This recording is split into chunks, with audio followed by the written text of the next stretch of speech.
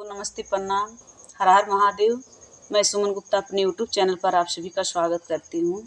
आप सभी के बीच में एक बहुत ही प्यारा विवाह गीत लाई हूँ, आप लोग सुनिएगा। बहुत ही अच्छा गीत है। अच्छा लगेगा तो कमेंट बॉक्स में ज़रूर बताइएगा।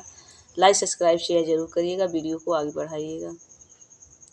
नहा काट रे नौनिया सुगंधित भरी, नहा काट रे नौनिया सुगंधित भरी, नहा काट रे नौनिया तोहके हम देबे नाउन हाथे के कंगना, तोहके हम देबे नाउन हाथे के कंगना, नौआ के देब कंचन घड़ी, नहा काट रे नौनिया सुगंधित भरी, नहा काट रे नौनिया सुगंधित भरी, नहा काट रे नौनिया तोहके हम देबे नाउन काने के झुमका, तोहके हम देबे नाउन काने के झुमका, नौआ के देबे कंचन घड़ी, नहा काट रे नौनिया सुगंधित भरी, नहा काट रे नौनिया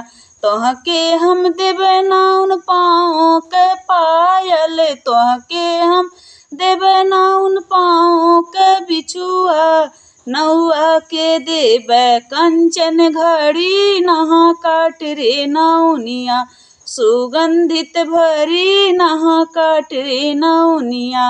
प्लीज़ सिस्टर लोग, गाना अच्छा लगेगा तो कमेंट बॉक्स में ज़रूर बताइएगा, शेयर कीजिएगा।